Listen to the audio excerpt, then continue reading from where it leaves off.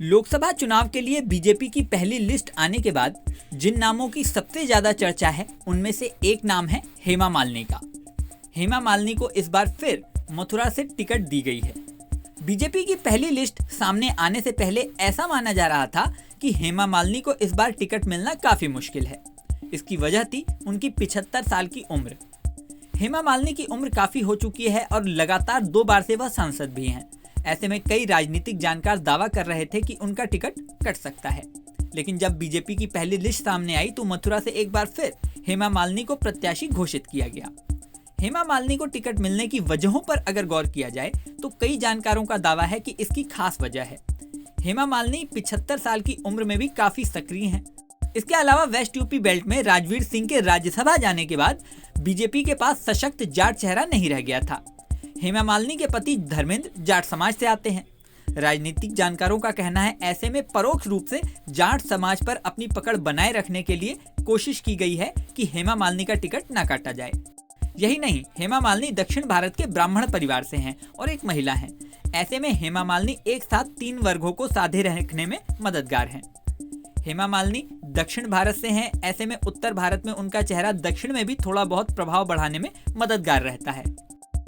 BJP निश्चित रूप से इन सारे फायदों को खोना नहीं चाहेगी, इसीलिए हेमा मालिनी का टिकट नहीं काटने का फैसला किया गया होगा।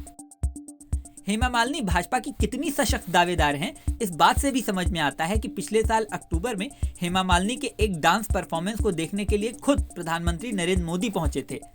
इसी बात से अंदाजा लग जाता है कि शीर्ष नेतृत्व तक उनकी पकड़ कितनी ज्यादा मजबूत है। ये बात उन्हें टिकट दिलाने में काफी सहायक रही होगी। एक समय बॉलीवुड की प्रसिद्ध अभिनेत्री रही हेमा मालिनी ने सबसे पहले 1999 में बीजेपी के लिए प्रचार किया था। साल 2004 में ऑफिशियली उन्होंने बीजेपी ज्वाइन की। हेमा मालिनी साल 2003 से 2009 तक राज्यसभा सदस्य भी रहीं। इसके बाद साल 2014 और 2019 के लोकसभा चुनावों में वो मथुरा से बीजेपी प्रत्याशी के तौर पर उतरी और जीत दर्ज की। अब तीसरी बार उन्हें टिकट दिया गया है। आपको बता दें कि बीजेपी की पहली लिस्ट का ऐलान शनिवार को कर दिया गया। पहली लिस्ट में 195 प्रत्याशियों की घोषणा की गई है। पहली लिस्ट में पीएम मोदी, गृह मंत्री अमित शाह समेत कई बड़े बड़े नाम हैं। हालांकि कई बड़े चेहरों का टिकट काटा भी गया है।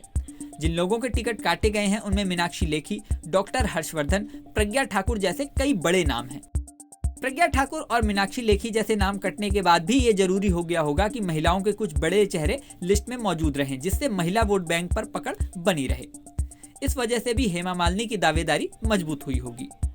लोकसभा चुनावों की बात करें तो चुनाव की घोषणा कभी भी हो सकती है। साल 2019 में 11 अप्रैल से 19 मई के बीच 7 चरणों में लोकसभा चुनाव हुए थे।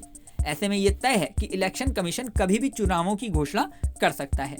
इस वीडियो में फिलहाल इतना ही। जल्दी नया वीडियो लेकर आपके सामने फिर आएंगे। बने रहें न्यूज़ नेशन पर।